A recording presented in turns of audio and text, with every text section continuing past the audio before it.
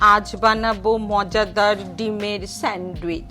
সেইটা বানানোর জন্য 3টা ডিম সিদ্ধ করে নিয়ে টিয়ে মাঝখানে অল্প একটু করে কেটে দিলাম। পুরোটা কিন্তু কাটবেন না।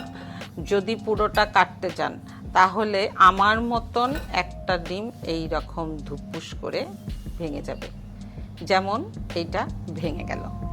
কি আর করব, এরকম হতেই পারে। যখন এরকম করে ভেঙে যাবে তখন এটার সাথে আর যুদ্ধ না করে এই শসা আর ক্যাপসিকামগুলোকে একটা ডিমের উপরে সাজিয়ে দিবেন, যেমন পাউরুটির মতন। আর এই যে ডিমের পকেট বানাই দিছি, এই পকেটগুলোর মধ্যে শসা আর ক্যাপসিকাম দিয়ে দিবেন। যদি আপনারা চান এর মধ্যে কাঁচামরিচও দিতে পারেন। আমি ভাই ঝাল খাই না, তাই আমি কাঁচামরিচ দেই নাই।